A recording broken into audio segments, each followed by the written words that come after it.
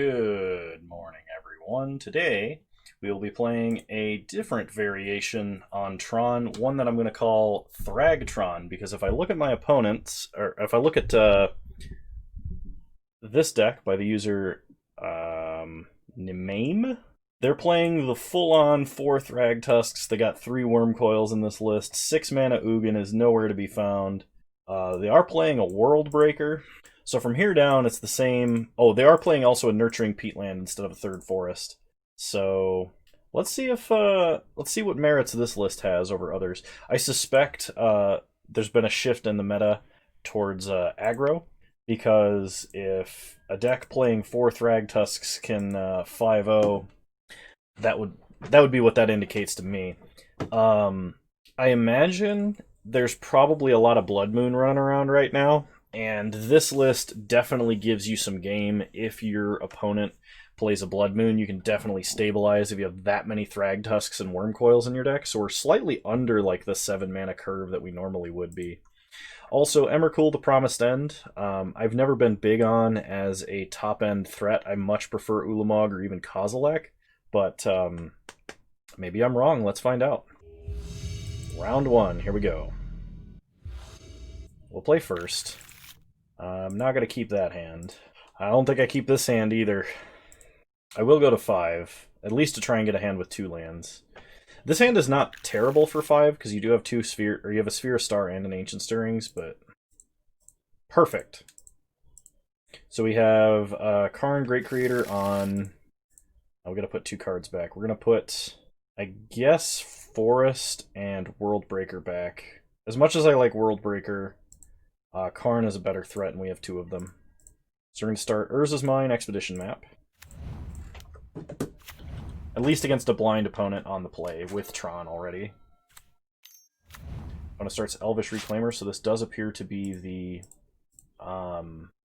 green-white Eladamri's Toolbox deck. Really focusing on the enunciation there, so that Six Sigma doesn't chew me out. We'll go ahead and get Power Plant. Pass the turn. So really the only way our opponent could stop us from assembling Tron here is if they have a Ghost Quarter effect they can get immediately. Play Power Plant. Play Karn. Wish with Karn. And let's go get 3 mana or less. Opponent gives up. Alright. That was a fast game 1. So versus the Eladamri's Call deck, I think we bring in Dismember's Spatial Contortion Warping Whale.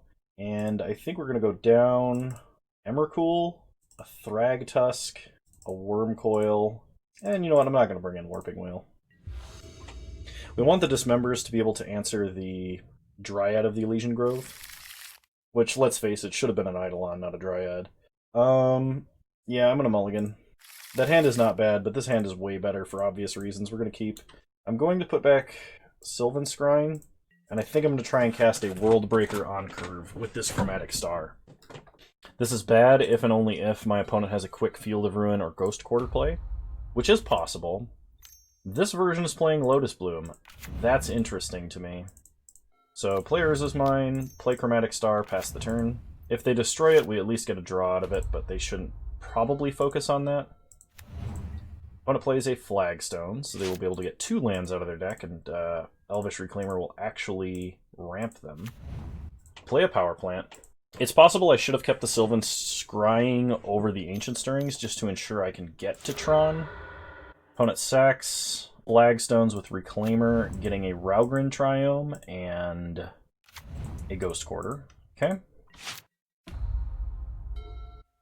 So my opponent, 2 mana, explores. They play Forest and a Temple Garden untapped. They sack a Forest. Probably go get another Flagstones. Vesuva on Ghost Quarter. So our opponent is really intent on keeping us off of Tron mana. They're going to Ghost Quarter us on our upkeep. That's fine. Go get a Forest. We're not going to crack Star. Actually, I am going to crack Star because we shouldn't need double green here. Okay, we draw Dismember, which I'm just going to do now. Okay. We draw Karn, Great Creator. So start with Ancient Stirrings in case we get another Power Plant. We find an Expedition map. Take Expedition Map, rest to the bottom, play Tower, play Map, and pass. This likely means my opponent is going to have to Ghost Quarter again. Lotus Bloom means they can probably cast a Titan. That's a really sick sequence of plays if they can cast a Titan this turn, because that let them Ghost Quarter us twice and also cast a Primeval Titan, which is just utterly disgusting. Like, look at this. They were able to play a 6-drop on turn 4 after sacking 2 of their own lands. To themselves. Not to, like, ramp with Elvish Reclaimer. They played a 6-drop on turn 4, and one that we probably will not be able to recover from unless somehow we top deck Power Plant and my opponent does not Ghost Quarter us. Because right now they're going to play like we have Tron, and they might just crack Ghost Quarter now. Oh, shoot. If that's the case, I should actually turn off auto yields because I'd want to crack map if they did that. Though I don't think we can come back from a Titan on board. I think we just die. Like, if they have Dryad of the Elysian Grove, they definitely can kill us. If they don't, they can make a ton of zombies. And I mean next turn. They can't kill us this turn. Okay, we untap. We get quartered. We're gonna crack and get mine. Get another forest. We draw Spatial Contortion. Okay, players is mine. Spatial Contortion cannot kill a Dryad. Oh, maybe I should have brought in Wilt for that. If we can get to Tron, we can All Is Dust, and then maybe we can World Breaker to get rid of Field of the Dead, but opponent's start was absolutely nuts. Okay, opponent starts with an Explore. I drew Dryad, and that's game. Okay. I'm gonna bring in Wilt. I think I want it over Contortion, and honestly, I think I'm gonna drop Ballista. Try like this. Oh, I want Sundering Titan. Sundering Titan stays on the board as a wish target. What am I thinking? Alright, we'll play first. This is a turn 3 Tron into Wormcoil or All Is Dust, so I'm going to keep this. It doesn't win the game on the spot by assembling Tron, but theoretically we have a couple of top decks to maybe get to a Karn or World Breaker or something like that. This is really bad if my opponent just Ghost Quarters us into Oblivion, but there's nothing we can really do about that. Also, Rayon340, thank you for following me on Twitch. Okay, so we're going to start Mind Map. Pass the turn. Opponent did mulligan to 6, which is good news for us. Misty Rainforest for our opponent. Into a Temple Garden, getting an Elvish Reclaimer. Okay. We draw an Ancient Stirring, so play Power Plant, pass the turn. Opponent does have Lotus Bloom Suspend. Okay. So Lotus Bloom ticking down. Something feels like my mic setup is weird or my volume is a little bit off. I don't remember adjusting it, so I'm not sure. White-blue, opponent plays Suppression Field. We're going to go get Urza's Tower.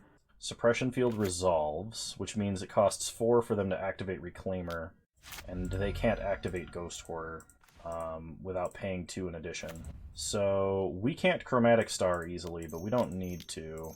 We're going to play Wormcoil, and we're going to play... Oh, actually, Star is a mana ability, so it's fine. Play Wormcoil, pass the turn. Lotus Bloom ticking down. Next turn, we can Ancient Stirrings and try to hit a World Breaker or something else big and crazy.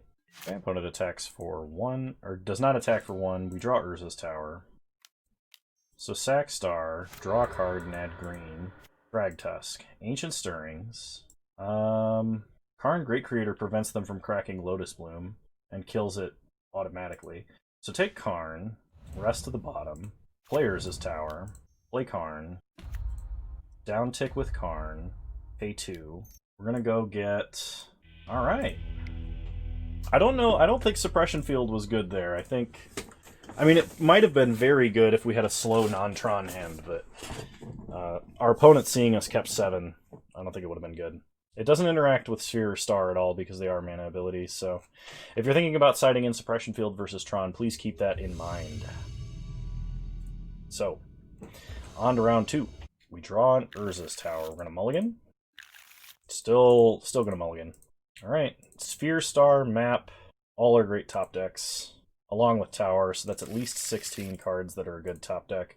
We're going to put back Emrakul, and we're going to put back Thragtusk. Actually, maybe I should have kept Thragtusk over Worldbreaker, because it might be better if my opponent is aggro and I immediately eat my words. But my opponent did mulligan to 5, so they only have 3 cards left in hand after casting a Swift Spear. We draw Chromatic Star, which means we will have to trust Ancient Stirrings, but it's been doing fairly well for us. So, here's hoping. Opponent plays a Bloodstained Mire. They did not reveal Luris, so this is probably not Death Shadow. This is probably strictly Burn. Opponent Boros Charms main phase and hits us for 2 down to 13. We untap and draw All Is Dust. So, Crack Star for green. Draw a card. Wormcoil. Ancient Stirring. Sylvan Scrying, which means we're probably not casting a Sylvan Scrying. I don't want to take Sanctum of Ugin. I'm going to take Chromatic Sphere, because we probably need green mana.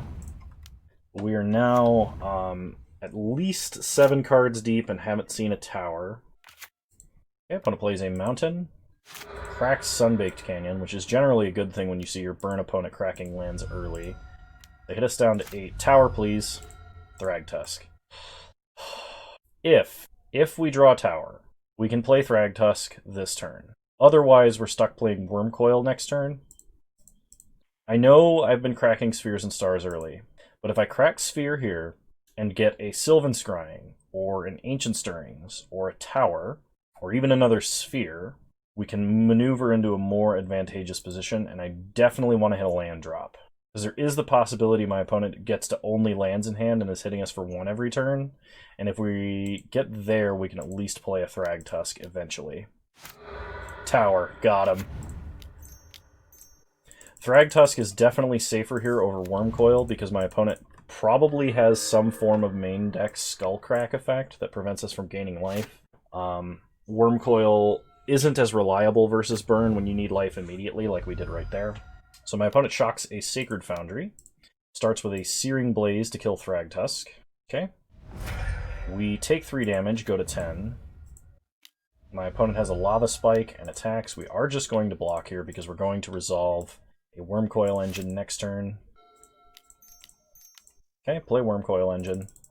It feels like our Tron luck is back on our side after so long of just no good openers and terrible top decks. Alright, got game 1. Well, we're kind of set up to beat this deck, hopefully. So versus Burn, I think we want a Spatial Contortion and a Warping Whale. Warping Whale only hits 1 toughness or less, actually. I'm not going to bring in Warping Whale. I'm just going to bring in Spatial Contortion, and we're going to drop Emrakul to Promised End. I'm going to bring in Wilt, because there's a possibility my opponent is playing Blood Moons. I'm going to go down an Ulamog, and I think Worldbreaker. All Is Dust is going to be better versus Burn in the general sense, and it's a little bit easier to cast. That would be the other card I was considering taking out. So this hand is actually a fairly high chance of assembling Tron, despite its looks. I think we got a mulligan, though, because we have a lot safer hands. This hand is also close, but not quite. We're going to 5. We're going to 4. Come on, don't do me like this just after I said you were doing good. Going to 3. Alright. We're going to put back 4 cards. Those 4 cards are Ugin, Sanctum. So we need to keep 3 cards. So we're keeping Power Plant and Tower. The question is, what is the 3rd card? Wilt gives us a redraw, which is the only guaranteed effect we have here. Thragtusk is powerful, but we're going to have trouble getting green mana, so I think that one goes back. The question is, do we bank on All Is Dust, or do we take the redraw? And I think we got to take the redraw. Alright, here we go. Mulligan to 3. Opponent starts Inspiring Vantage Goblin Guide. Goblin Guide is potentially a huge help here. We do have a Wormcoil Engine, and we start Power Plant. Pass the turn. Goblin Guide potentially draws us extra cards here, and allows us to use a little more information before we cycle Wilt. Opponent suspends Rift Bolt, spikes us, so we play Tower. Pass the turn. Okay, Rift Bolt coming off Suspend. Hitting us for 3. We go to 10. We just need that Urza's Mine. Opponent plays a Bloodstained Mire, which is not a burn spell. Opponent attacks with Goblin Guide. We get a Forest. Okay, so we're going to wait till the end step to cycle, just in case my opponent plays a Blood Moon. Okay. Cycle Wilt, looking for that mine. There it is. Tron assembled. The turn after, we should be able to crack map.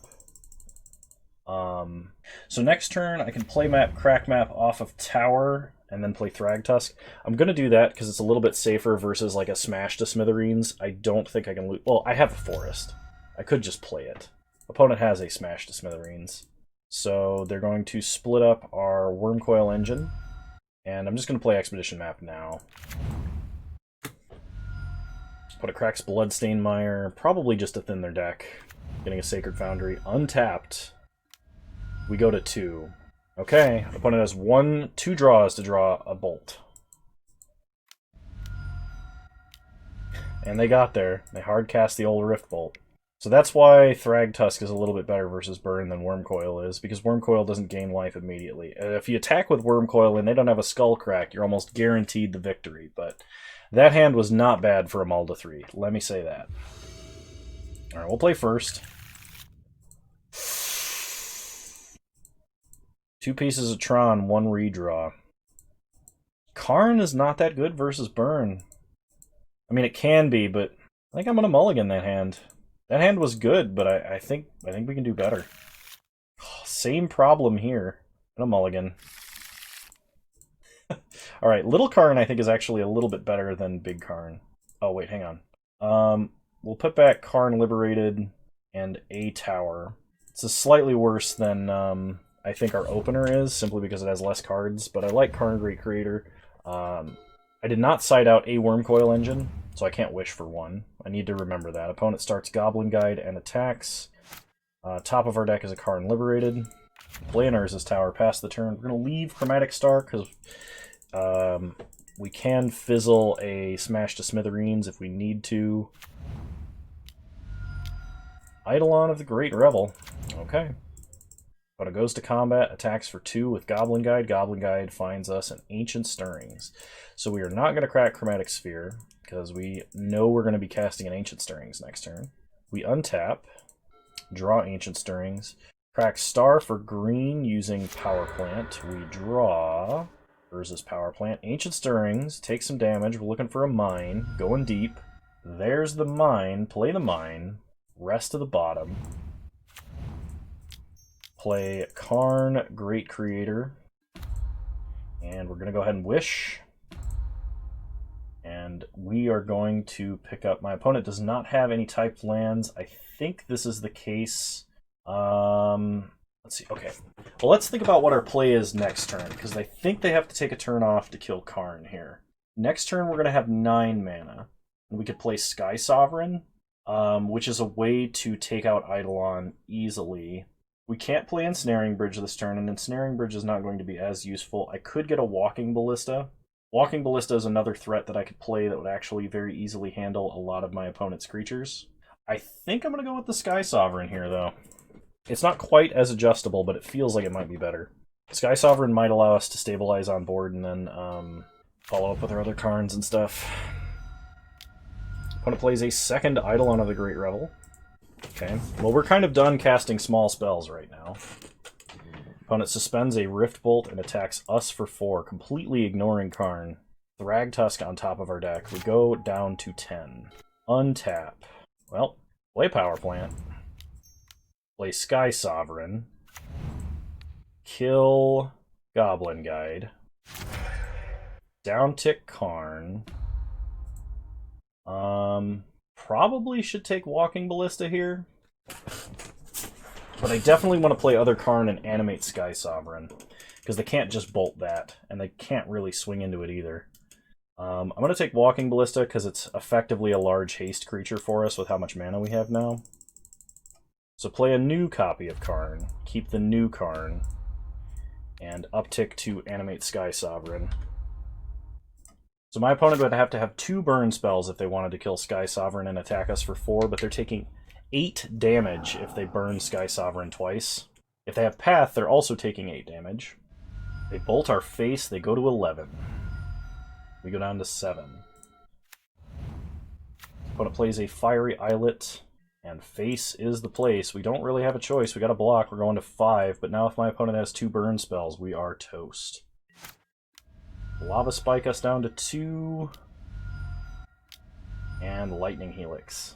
Well, they got there. That was awfully close. Alright. Well, onward to round 3. Alrighty, round 3, here we go. That is, if it comes up. We're on the draw. I'm actually going to keep this. I got a lot of green cards in hand with no green mana, though, so it is a risk. When it starts, Blackcleave Cliff's Inquisition takes an Ancient Stirrings, because that's the only card they can take. Okay, we untap, we draw. Expedition Map. Well, sometimes that's how the Tron is. Unfortunately, the threats that we chose to keep in this hand, we cannot play off of just regular old Tron, but we are immune to any further hand hate currently. Opponent Inquisitions us twice and then plays an Overgrown Tomb. We draw a Chromatic Sphere, so that will allow us to play Thragtusk. We're going to play Power Plant, and we're just going to crack now to get Tower. Okay, pass the turn. Opponent's turn, they untap. They play a Blood Crypt, untapped. 3 mana, Seasoned Pyromancer. I was about to say, if this is a main deck, what is that creature that blows up lands? Fulminator Mage, I'll be really upset. Alright, well that's a Karn. Opponent only has 3 cards in hand. I think the plan is Karn Uptick, because I don't think they can deal with that easily. Most of their damage, or most of their removal is going to be damage-based. Anything that can deal with a Karn, that is. They drop Lightning Bolt. They play a Mountain. Bloodbraid Elf? Okay, Bloodbraid Elf wheels into a Tarmogoyf. Okay. Well, now we can start running point for Karn with Thragtusks. So Karn gets hit for a lot. Goes down to 3. We untap. We draw Emrakul, the Promised End. So we'll take our opponent's last card from their hand. It's a very expensive Mind Rot. It was a Verdant Catacombs, okay? So we're going to play Blast Zone.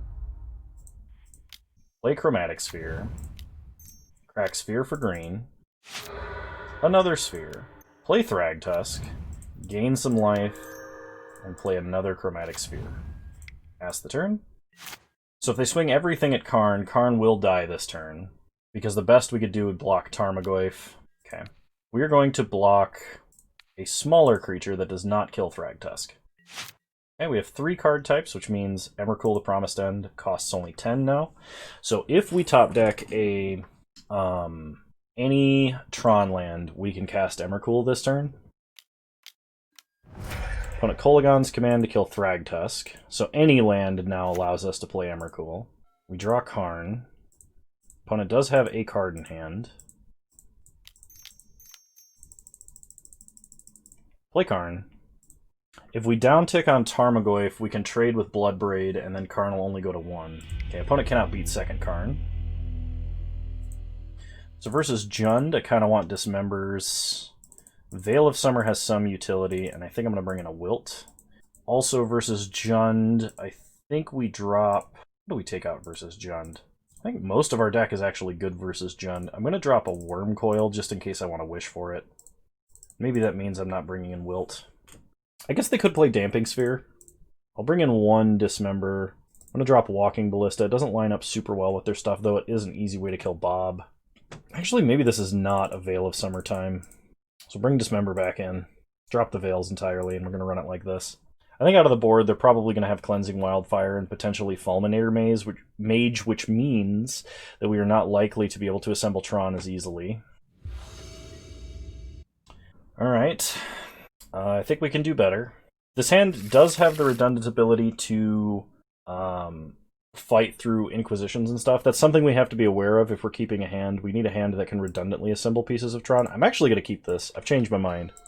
So this is not a fast Tron, but even if my opponent has 3 Thoughtseizes, we should still assemble Tron.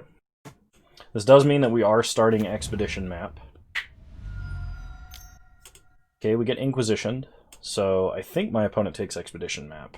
They could take Sylvan Scrying to make Sphere or Star worse, but Sphere or Star are good by themselves. I think the best take for my opponent is Expedition Map. They take an Expedition Map. Okay. We top deck an Expedition Map. So play a map, pass the turn. Opponent untaps. plays an Overgrown Tomb untapped, and Abrupt Decays our map.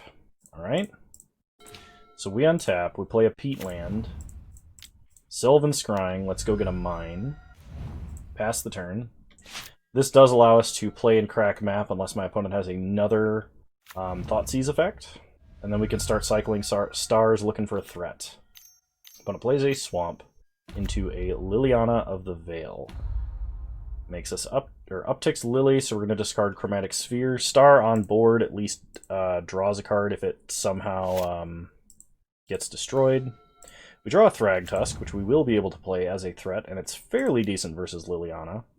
So play Expedition Map off of mine, pass the turn, leave up Nurturing Peatland and Urza's Tower.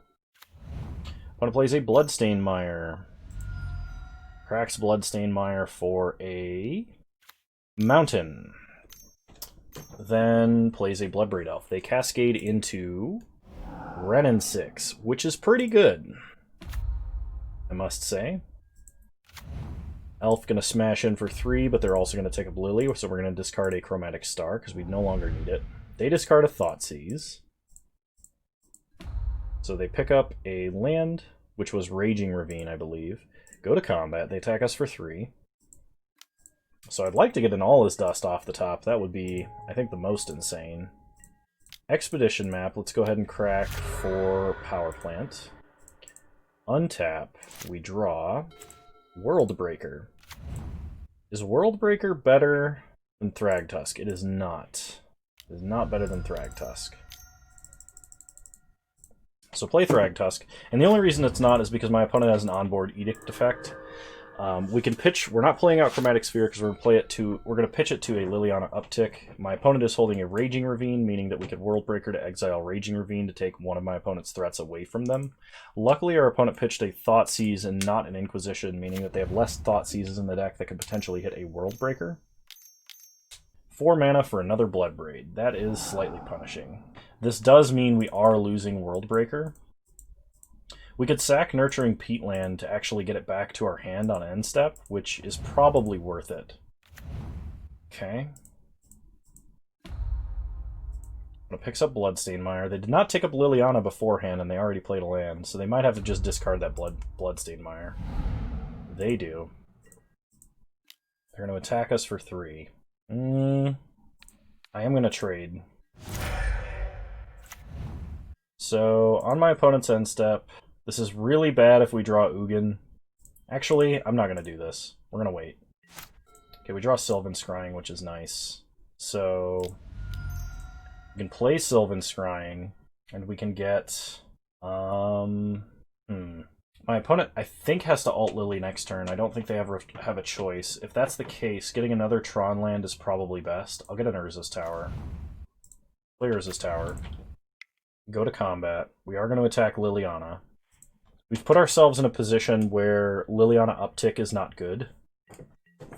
And if they don't alt Liliana, we get to cast a World Breaker. Which they may not be afraid of, but... Okay. So what we're going to do, we're going to sack... Are we going to sack a land for World Breaker? They have to currently make a pile of 3 and 2. They probably are going to say Urza's Mine and Power Plant versus Tower, Tower, Nurturing Peatland. I think that's their best split. Power Plant, Mine, Peatland versus Tower, Tower, I think would be suicide. And if my opponent gives us, yeah, Tower, Tower, Peatland, we have to sack the pile of 3 here, I think. Their only clock is going to be Raging Ravine, and eventually Renin 6, but the odds that we get a 3rd tower are very low. But we still only need 1.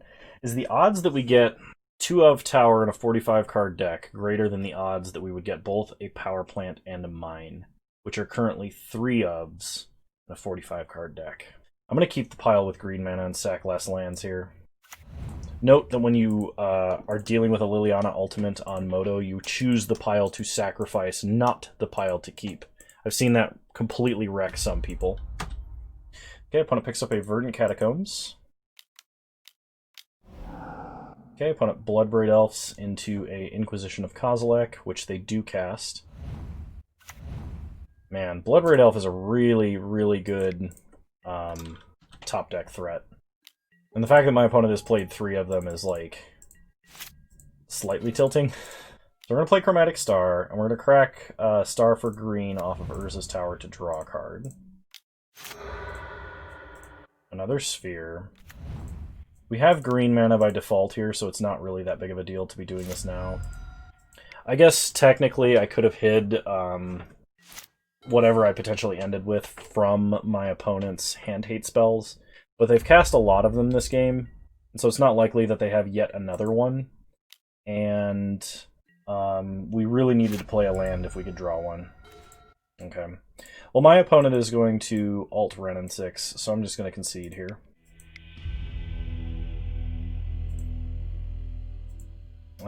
So for game 3, is there anything we want to swap up knowing what we know now?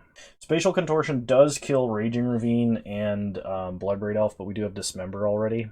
Wilt we may not need at all, but I'm still concerned about a potential Blood Moon or Damping Sphere, so I'm going to keep the 1 in just to kind of hedge my bets.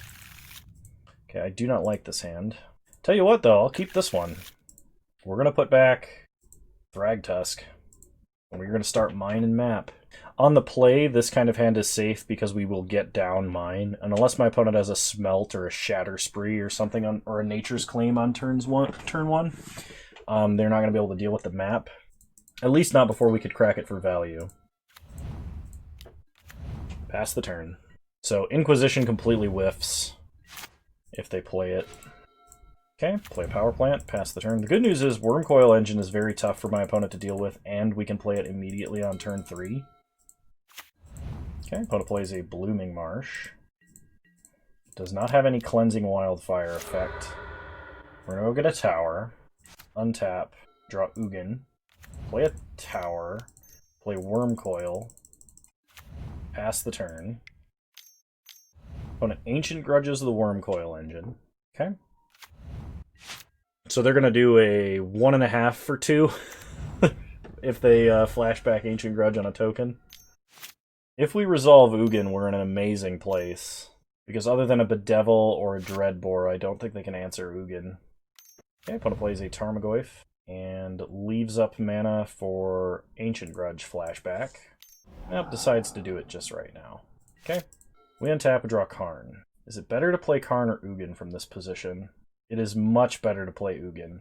So we play Tower.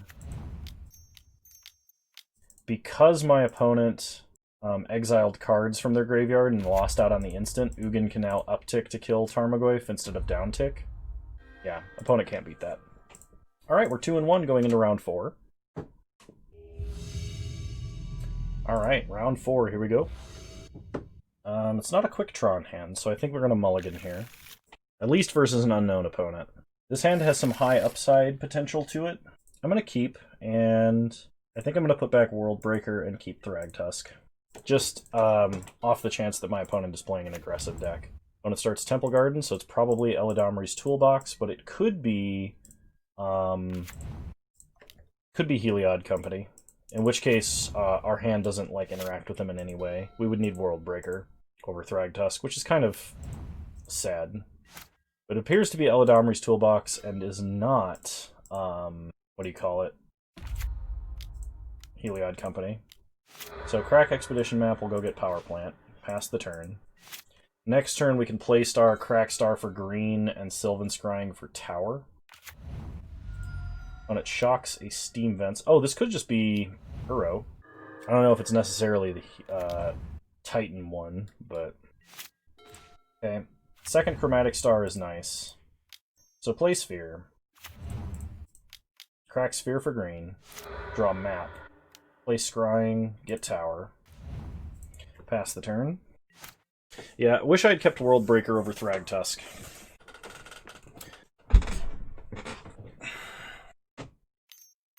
Opponent starts with a main phase Growth Spiral. Apparently is just racing our ramp. They're passing, leaving up a Remand. We draw Wormcoil, so...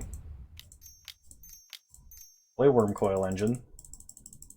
I'm expecting a Remand here. No Remand. Play Chromatic Star. Go ahead and crack Star for green. Drawing a card. Ancient Stirrings. Cast Ancient Stirrings. And we're going to get an All is Dust. Second Worm Coil is kind of nice, but I don't think we need it here. Maybe it was better to take second Worm Coil, actually, now that I'm thinking about it again. Oh no. Opponent plays an island. Passes, we draw. Karn, Great Creator. Okay, so go to combat. Attack for 6. Opponent paths Worm Coil. Okay, get a forest. Second main. Play map. Crack map for another tower. Play tower. Play Karn. And we will wish for Liquimetal Coating. And play Coating. Pass the turn. On my opponent's upkeep, we are going to turn off their green mana. Opponent has a Lightning Bolt for Karn, so we can no longer turn off anything. 5 mana. Big Teferi. Okay. Opponent upticks Teferi. Gets to untap some lands. So we are going to start off by casting an Ancient Stirrings, because Thragtusk doesn't really do anything. I would like an Ulamog here. Yay, Ulamog! Rest of the bottom, any order. Cast an Ulamog. We'll take out green mana and Teferi. Sweet. Ulamog resolves, which tells me my opponent probably has a path. Pass the turn. Okay. They let us untap. We draw. Karn, Great Creator, so go to combat. Attack for 10. They path Ulamog, okay. Get another forest. Go to second main. Play Karn. Okay, opponent has a Cryptic. Crack Star for green. Play a forest. Play Thragtusk. Gain life. Then we're going to Sylvan Scrying, and we're going to go get Sanctum of Ugin. Actually I'm going to take Nurturing Peatland. We want to have more draws. This is one place where I do like Nurturing Peatland a lot, so we're going to do that. Without green mana, my opponent can't threaten to play multiple lands this turn, which means Field of the Dead is not as useful, but they did play a fetch land because they play a million of them, and my opponent has a pretty effective 5-color mana base, so we draw another Karn.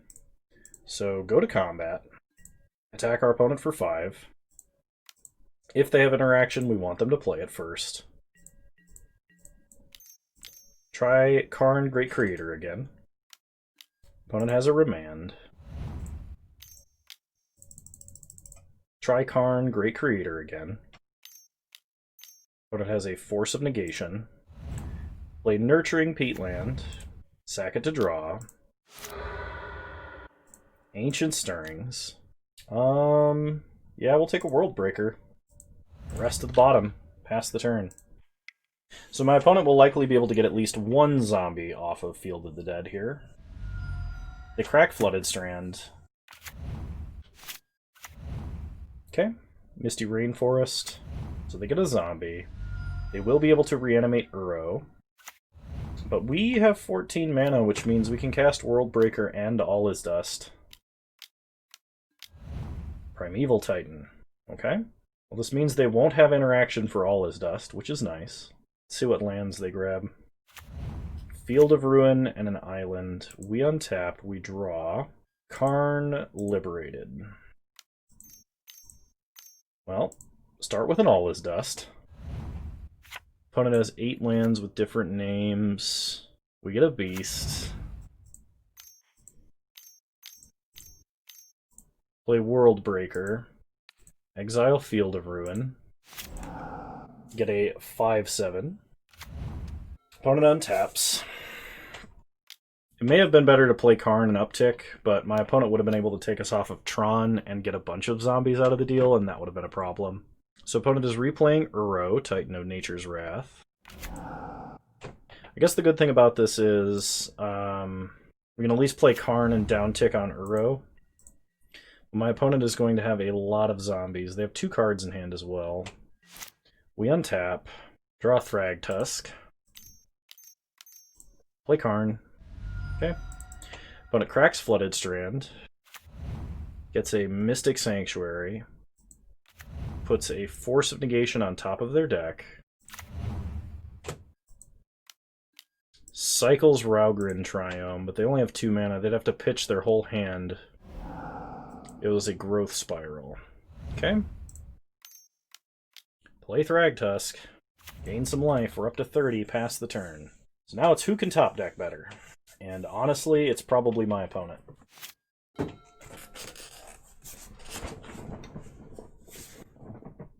If we could draw an Ugin, that would be fantastic. Opponent attacks with Uro and Uro only. Put a Field of Ruin into play. We're going to block with Worldbreaker and Thragtusk. Okay, opponent's going to kill Thragtusk. They're going to lose Uro. But they can just re-escape Uro. Opponent Fields of Ruin are Urza's power plant. We have no more basics. Opponent does, makes 1,000,000 zombies. They did not leave double green to replay Uro, which tells me they're either holding a cryptic or they tapped wrong. Or they had mana floating and I wasn't paying attention. Oh no, they got a forest and it was tapped due to lag because Moto can't handle what's going on here. Alright, we untap. We draw Sylvan Scrying. So we can, at the bare minimum, reassemble Tron here. Let's go get Power Plant and play it. But short of an Ugin, the Spirit Dragon, I think of which we only run 1, I don't think we can recover. I think right now we're on a long, slow decline into a loss. I think that the thing that kills me the most about Uro is the fact that it's recursive. Like, it's not even that it's super good if you play it out of hand and super good if you play it out of grave. It's the fact that you can recur it multiple times out of the grave. They should have had it like a makeshift mannequin itself, or wherever, like, if it was actually escaped, you put a escape counter on it, and then if it dies, it gets exiled. But that probably makes the escape mechanic too complex for their liking. And that tells me that maybe repeatable graveyard recursion is not good. And I mean, you could make the argument that exiling other cards out of the grave puts a limit on how many times things can be escaped. But if there's anything that has shown me that is not true in the modern format, it's the fact that, what is it? Every graveyard mechanic that dumps a bunch of cards in the grave or uses a bunch of cards out of the grave is broken. So Dredge, Delve, that sort of a thing. Because getting cards in the grave is not a real cost. And even though there's a lot of hate for it, like, wow, that was pretty bad. So we're bringing in Veil of Summer. I'm not bringing in Dismember because my opponents doesn't seem to be playing Omnath, or if they are, they didn't see him in the top half of their deck. I don't think I want Wilt. I think I'm going to drop probably Worm Coils because they're the easiest for my opponent to interact with. My opponent is playing Path. Path Thragtusk at least leaves us behind with a 3/3 token. Alright, so we will be playing first, but I am going to restart the client really quick. Okay, so this hand is a mulligan, and Moto is struggling very hard to handle that mulligan. This hand could potentially be absolutely crazy, but also could be very bad. We need a top deck green mana. I'm gonna go to 5. Alright, I don't like it very much, but we're gonna try. We're gonna put back Sanctum of Ugin and a Forest. And we're gonna go ahead and start Urza's Mine map for the maximum potential upside of drawing a power plant or a tower, which is an 8 in 55 chance. Approximately... Oh. Opponent pitches Teferi Time Raveler to Force of Negation to counter the map. Because we mulliganed, that is a popular line of play. We're going to play Nurturing Peatland, play Chromatic Sphere, crack Sphere for green, Ancient Stirrings. Alright, as much as I would like to take the star, I think I need to take the land. But I think we're going to have a bad time this game. Play star. Crack star for green. We draw another mine. Play the mine. Pass the turn. Oh, we're almost a Thragtusk. The old play Thragtusk on curve on turn 5 versus a deck that does nothing but jump the curve. Okay, we draw a map. Play map. Opponent mana leaks, and we did not play around it. Probably like I should have. I forgot this deck played mana leak, honestly. I thought it was all Aether Gust and Remand. I should know better than that. But we're going to try and focus up and play a little bit better. Good news is Field of Ruin is not actually that good against us right now. We draw a tower, which is nice. So play tower. Play Thrag. Opponent can field our tower or field our peatland if they want. So they didn't have an answer to Thragtusk. I think that's probably one of the advantages to the version of the deck that I'm playing right now. We're playing so many creature threats that Force of Negation becomes markedly worse against us because we have things like Worldbreaker and Thragtusk and Wormcoil. And I think that that's one of Tron's main problems in the current metagame is the fact that Force of Negation is so good versus 6 mana Ugin, 8 mana Ugin, 4 mana Karn, and so on and so forth. So we untap, draw Ugin the Spirit Dragon, which is unfortunately doing nothing for us right now. We're going to go ahead and attack for 5. And who knows, maybe my opponent kept a hand that was off the strength of Field, Leak, Force, and Teferi, and then just doesn't have anything else. They are on a 4-turn clock, but odds are they will be able to do something in that time frame. If they have red mana, they could unlock an Omnath next turn. My opponent Cryptic bounces an Urza's Mine just to draw. That seems a little questionable. So we untap, we draw, Sylvan Scrying, go to combat. Attack for 5. Take our opponent to 10. Play Urza's Mine. Cast Sylvan Scrying. This time I'm going to play around Mana Leak. If this resolves, I'm going to go get a power plant. Okay. Pass the turn. Like, we're in the stage of the game that actually assembling Tron or playing Tron lands is not that important. We're just trying to play lands at this point. And so maybe Cryptic Bounce as like a repulse effect is fine for them, but I think it would have been better for them to just hold up Cryptic and play slightly slower, but unless that they're scared of Thragtusk. So opponent plays a Wrenn and 6, replays a Misty. We untap, we draw, versus Tower. So play Power Plant, go to combat, and my opponent's cracking fetch lands, so face is the place. Okay, opponent goes down to 4. If they crack a fetch land, Ugin is potentially lethal. Okay. They do have 4 cards in hand, and odds are they are counterspells of some kind.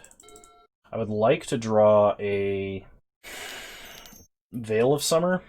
Okay. When it plays an Uro, this gains them up to 6 life. Or this gains them life up to 6, is what I'm trying to say. They play a Field of Ruin. Okay. They could activate Field right now, and that's actually correct for them to do. But if they do, they also need a counterspell because we could land Karn. So maybe versus Uro, at least for the second game of a match, it might be beneficial to keep a hand that doesn't necessarily assemble Tron super quickly, especially if you're playing a creature-dense deck like this. Because if your opponent is banking on it, they may... Opponent is putting Mana Leak on top of their deck. Okay. Are they going to replay Uro now? They're replaying Uro and only having Mana Leak. They're not activating Field. So that means, as long as they don't have a Force of Negation, if we can just dodge 1 Force of Negation here, Ugin the Spirit Dragon's going to do work. Okay, if my opponent taps out entirely for Field here, we're going to play Karn, and Karn can take out Uro permanently, or can take out Wrenn and 6. Okay, they pass. We draw. Wormcoil Engine. Alright, well we only have 1 play. And that's to play Ugin. If all they have is Mana Leak, it's not going to cut it. -3. Tail's End would be brutal. Holy crap, it worked. We are in business. I could use this floating mana to crack Peatland, but I don't want to do that. My opponent has a Field of Ruin. I don't want to draw my last basic. Opponent now has to answer both halves of a Thragtusk and an Ugin the Spirit Dragon in order to survive. Opponent fields us, sure. They untap. Opponent Lightning Bolts Ugin. They have a Snapcaster for Bolt. Okay, Growth Spiral, Misty Rainforest. But how do they deal with Thragtusk? They're gonna have a blocker. I think this is Mystic Sanctuary putting Bolt on top. Then they're gonna draw another card, Bolt Ugin. Big Teferi. They uptick. So they're gonna draw Bolt and Bolt Ugin. Okay. They have 2 mana and we have a Thragtusk. They're gonna untap for a total of 4. If they have a path, they can path Thragtusk to stop it from attacking. Go to combat. I am not attacking Teferi. They might have to cryptic tap if they've got it. Then the plan would be to play Karn and down tick onto Fairy. Okay, opponent bounces Mystic Sanctuary, tapping Thrag. Okay, we go to second main, play out Urza's Mine. Play Karn, kill Teferi, pass the turn. And opponent scoops. Whew, that was tough. That was a really, really tough game. Yeah, I'm just gonna run it back. Alright, we're gonna keep this. If my opponent forces our expedition map, that's actually a mistake because of how many land tutor effects that we have here. Thragtusk was also very good versus the Uro deck, much more than I had surmised it would be. Actually, I don't even know if I used that word correctly. I just kind of I could have made myself sound like a complete idiot. More than I guessed, anyway. So we're going to start expedition map. Opponent did mulligan to 5. Surmise. Suppose that something is true without having evidence to confirm it. Actually used that perfectly correctly. I just really doubted myself. Okay, well, go ahead and crack map. We'll get a power plant. Next turn, we can play power plant, play map, and if they counter map, then cast Sylvan Scrying. That's pretty sweet. When a growth spirals a plains into play. They play a Flooded Strand, 3 cards left in hand. Breeding Pool, untapped. 4 mana for an Omnath. Well, I'd really like a Dismember off the top of our deck. Well, Ugin the Spirit Dragon is not a Dismember. Play map. Please force this. They did not. In that case, we're gonna go get tower. Pass the turn. So, best outcome here is my opponent plays another onboard threat for Ugin to take care of. Worst outcome here is they have a bunch of counter spells stuck in hand, and there's nothing we can do about it. So, counter spell check. Force a negation. Pass the turn. Opponent bolts our face. 1 card in opponent's hand. They play an Uro. Okay, so they cycle. They gain 3, no lands to put into play. That means 2 non-land cards in hand. They attack us for 4. We go down to 6. We untap and draw another Thragtusk. So, start by playing Thrag. Gain 5. Ancient Stirrings. Get Karn liberated. Pass the turn. Opponent untaps. 3 cards in hand. Opponent plays a Renin 6. They pick up a land. They play Flooded Strand. Crack Flooded Strand. Temple Garden. Untapped. Tons of mana. They don't have Cryptic mana. Primeval Titan. Problem is now we've used our Ugin. And they have too many threats. We are taking damage off of this. They have Field of Ruin. They get multiple triggers off Field of the Dead. So we need All Is Dust. Chromatic Sphere.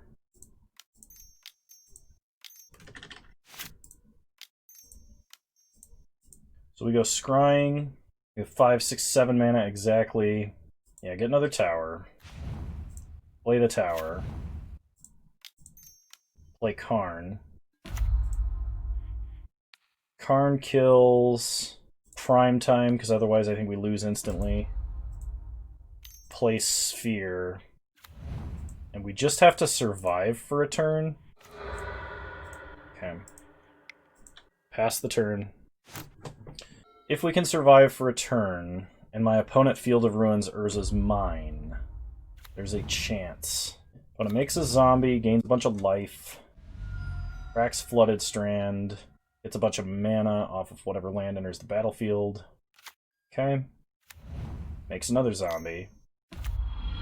Plays Teferi. Upticks Teferi to draw. I still think we have to top deck All Is Dust. If my opponent can Cryptic Tap here, we lose. Okay, they play a row. They gain life. Draw a card. They go to combat. They attack us. Oh, you know what? We're just dead, because they can activate field and get another land drop, and we take 4 damage. That sucks. That's really disappointing.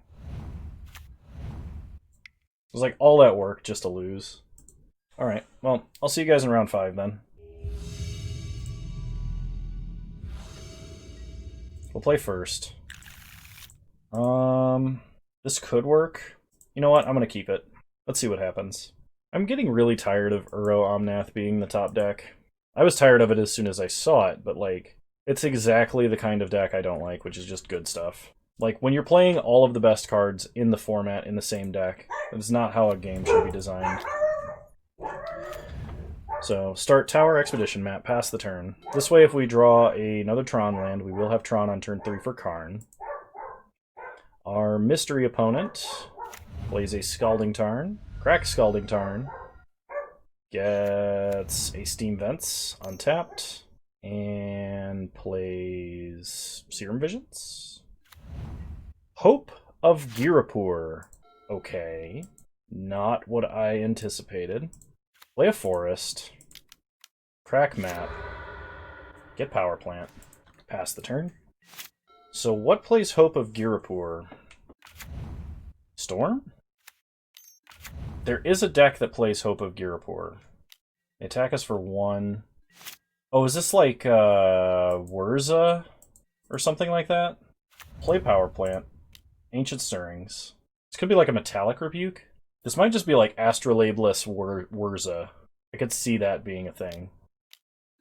Yeah, actually, that's exactly what this is. Okay, Chromatic Sphere. Crack it for green. Play a star. Pass the turn. Now, the good news is, if we play Karn Great Creator versus them, they might have some trouble. Opponent's turn 3. Cracks Bauble. I don't really care which deck they were looking at. Hollowed Fountain. Untapped. Cracks Chromatic Star. I mean, this also could be like an eggs list. That is possible. Goblin Engineer. Grinding Station. So this is definitely some kind of eggs list. Until your next turn, they cannot cast non-creature spells. We untap, they draw a card, we draw Urza's Mine. Play Urza's Mine. Play Karn. Nuke. Probably the Engineer, I think. Is it worth it to hit the mana or the Engineer? I'm gonna hit the Engineer, because that seems like the clearest cut way for them to get back stuff from the grave. Next turn, if they don't attack Karn, we could hit multiple lands, unless they sack Hope of Girapur and attack us. That way we can only hit 1 land and we would be down a Karn. But if we top deck like an Ulamog, we could just play an Ulamog, or we could play Emrakul if we drew Emrakul. Okay, they play an Emry. We untap. We draw Ulamog. So that's, I think, the game. Uptick on our opponent. Play Tower. Play Ulamog, hit Emry, and Hollowed Fountain. Pass the turn. Next turn, we're just going to Karn, down tick on a land, attack with Ulamog, play Karn, hit another land. Opponent goes to combat, and concedes. Okay. So versus my opponent's deck, I'm bringing in Wilt, Dismember, kind of want Warping Whale and Contortion. I don't think the life gain is going to be as relevant. So I'm going to cut 2 Worm Coils, 2 Thragtusks, and all is dust versus this opponent. In fact, I may just cut Ugin too. I might be over sideboarding a little bit here, but I may also want Veil of Summer. I don't know yet. This is one matchup where our Grafdigger's Cage being the sideboard tech of choice is not really ideal. Okay. That's a mulligan. I'm actually going to keep this. This has a pretty decent chance of interacting with my opponent and playing Tron. We do get to start off with a nice turn 1 Ancient Stirrings, followed up by a turn 2 whatever we want. Opponent starts Sacred Foundry tapped into activate Bauble. They draw a card off Bauble. We draw Urza's Tower. Okay. Kind of regret putting back Sphere, but at the same time, I don't think it's that big of a deal. Take Expedition Map. Rest of the bottom. Pass the turn. Next turn, we'll probably play Urza's Mine and then just leave up Wilt or Spatial Contortion. But it plays a Mox Amber into a snow-covered island.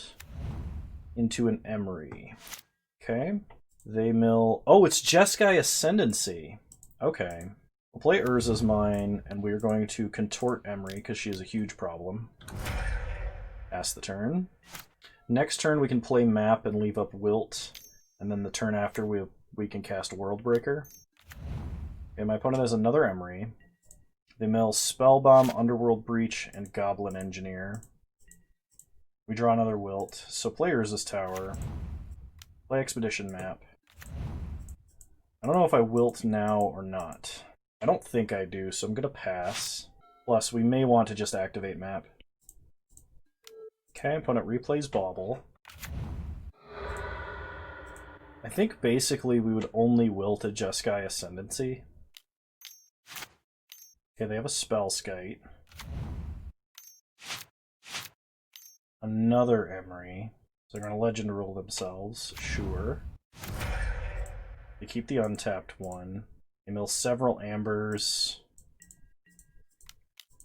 Alright, so we get Power Plant. We untap. They draw. We draw Sphere. So play Power Plant. We can either Wilt. We can either Wilt and leave up Wilt, or we can cast Worldbreaker. I think Wilt is safer. Because this gets around like a Metallic Rebuke next turn. And if I just cast Worldbreaker, they can redirect onto Spellskite and then go do whatever they want. It may have been that Worldbreaker was better because we would actually stick a body, but I was worried that my opponent could untap and go on some combo I didn't understand. Because like Jeskai Ascendancy plus Emery plus Bauble means infinite draws at the next upkeep. With Ambers, it's infinite mana. Underworld Breach, it's infinite mana plus any card they want from the grave as long as they've milled themselves enough. So I think what we want them to do here is like cast Ascendancy, tap Emery to target like Amber, and then we Wilt Ascendancy in response through like a possible Metallic Rebuke or anything like that. If they have Dispel, that would be an issue. Underworld Breach, that is also a problem. Because now my opponent can replay Mox Amber and then play Ascendancy from the grave. They're choosing to replay Bauble. Okay. Opponent plays Bauble. Yeah, I don't know what my opponent is playing now. Oh, I see how this works. Okay. Yeah, I'm not going to let this happen. Because my opponent can just Legend Rule themselves on Emerys to mill themselves until their entire deck is gone. So Wilt Underworld Breach. Emery enters the battlefield. They Legend Rule themselves, mill Rebuke, Gust, Grinding Station, and Hope of Girapur. This is an interesting deck my opponent has. Okay, we untap. We draw Sylvan Scrying, which I want to cast, but that is definitely the incorrect move. So, play Expedition Map. Crack Map. Get a Tower. Play Tower. Play Worldbreaker. Exile Sacred Foundry, I think. My opponent baubles us to try and draw. But we've cut them off of red mana. This is one time when I really wish I had Scavenger Grounds. All Might 8713, thank you for following the Twitch channel. Another Underworld Breach. Okay. So I guess this is the combo. Grinding Station. Sacking Amber to mill themselves. Untapping Grinding Station. This is not the version that plays... We don't have Kozilek in the main deck, so we're not immune to being milled here. So I'm pretty sure we're dead. I'm just not entirely sure. Maybe they mill themselves out and then just mill us with as much as they have left, which I guess works. We should have a lot more game against this deck than the last couple of games that we played, because we have 4-mana Karn, which kind of just stops this whole plan from working at all. Maybe they have Thought. Oh, you know what it is? They have Thassa's Oracle. That's why they're floating double blue. Opponent can just like keep replaying baubles until they can play an Oracle out of the grave. I mean, I'm going to let them do this just because I want to make sure that that's what it is. But it's an interesting deck, this one. It's not one I've ever run into. Not in this form, anyway. I remember when Jeskai Ascendancy was a thing with like Noble Hierarchs and Birds of Paradise and stuff like that. So there's Thassa's Oracle. Okay. So yeah, we know what the win is. I don't think there's any tech at this point that we haven't seen, so...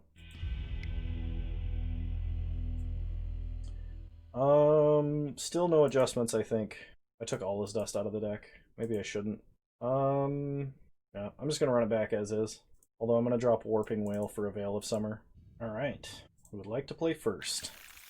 We definitely have better openers than this one. Dismember is nice, but we have no land tutors. Guess I'm going to 4. I should have kept the last hand, but we'll keep this one. So we're going to put back Emrakul, Wormcoil, and Veil of Summer. And we're going to start Urza's Tower, Expedition Map, and just go for the maximum high roll. Because if we can get down a Karn, Great Creator, I imagine my opponent can't beat it. Or they may be able to, but it'll buy us enough time to win some other way. Man, I don't know what's up with my microphone, but sometimes I'm talking and it looks like I'm like way, way quieter than I normally am. And my volume is not changing that much, so my personal voice volume anyway. Alright, we draw a second map. Play Chromatic Star, pass the turn. I kind of like Hope of Girapur in my opponent's deck because it does give them like a free turn to combo off. It's like, what was it, Xantid Swarm in the old Legacy Storm lists, and just Legacy combo decks in general. Okay, opponent plays an Emery. Hope of Girapur hits us for 1. Okay, we untap. We draw Chromatic Sphere. Sack Star for green. Tron land, please. There we go. Players is mine. Crack mine and we'll get Power Plant. Or crack map and we'll get Power Plant. Pass the turn. If we get Karn down, we can play. We can also wish for Grafdigger's Cage, if that will help. The opponent plays Ascendancy. That might mean that they've got us here. Okay, this is an infinite amount of loots and an infinite number of baubles. And Jeskai Ascendancy makes Hope of Girapur infinitely big. Okay, so we lose. So every time my opponent goes through this loop, Hope of Girapur gets +1/+1 larger. Unfortunately, we did not draw Urza's Power Plant in our first draw, or Urza's Mine, I mean. Because if we had done this one turn faster, we would have gotten down Karn, and my opponent would not be able to sack Bauble. So, alright. Well, we went 2 and 3, but any one of those matches could have easily gone in our favor. Especially, like, we had a close battle versus Uro. I think this list is good. I'm surprised that Thragtusk. I'm surprised that Thragtusk was as good as it was. And that a list that is playing 4 of them and 3 Wormcoil Engine in the main 5-0'd. That really took me by surprise. But Thragtusk was actually fairly decent versus Uro if they kept an interactive hand trying to keep us off of like Tron Karn, which would beat them. We could just play Thragtusks, and then what are they going to do? Because their counter spells don't do anything. Their bounce spells turn it into a 3/3, and then they have to answer the 3/3, and then they have to answer another Thragtusk. And so, if you can stick a Thragtusk versus Uro, and they're not on their primary game plan, it's really good. I don't know how often that scenario happens, but it did happen to us at least once. Worldbreaker was a little bit worse than I had anticipated it would be. I don't know if that's just because we were in some awkward matchups, or if it's not actually as good as a lot of people have been telling me it is. I'm going to need more testing to determine that for sure, but right now I'm not looking at Worldbreaker pretty highly. It's also difficult to cast, meaning that you either have to have Tron plus a forest, or you have to have Tron and an uncracked sphere or star, which is not super likely. I do like the fact that it hits my opponent's mana base, and that also it can hit artifacts or enchantments. I think that is quite powerful. it being a recursive threat is also useful in the longer games, though we did not get to see it versus Uro Omnath. Or we did actually, but it didn't die, so we never had the chance to recur it. And I'm not sure I want to be sacking lands in a format with this much land destruction to recur it, so it's effectively a 7-mana Stone Rain on a 5/7. Yeah, I think Worldbreaker is a great card. Obviously, it's very strong. All of the text on it is very good. I just don't think this is the metagame for it. And I think in this list, it would be better as a 6-mana Ugin, as much as that pains me to say, because I really don't like 6-mana Ugin. But the upside of playing all of these creature-based threats really helped us get around like Force of Negation, which I think is a huge deal. And that one game versus Uro really shows that like they had a Force of Negation, I think one of the games, and we played a Thragtusk and they couldn't force, and then they couldn't do anything for like 4 turns. And that really could have given us the avenue to win. So, well, that's all I have to ramble about for this video. I hope you guys enjoyed this one, and if you did, please leave a like, drop a comment, subscribe to the channel if you're so inclined, and remember you can follow me on Twitch, same username over there as you find me on here. I stream Wednesdays at 6 p.m. Mountain Time, 8 p.m. Eastern Time, which has been a little bit earlier the last few times I've streamed. The last stream that I did was very, very fun, and so if you like this kind of content and you happen to be available at the time, you should stop by. And other than that, I'll wish you a good day and want you to know that you're all wonderful people, and thanks for watching. Bye!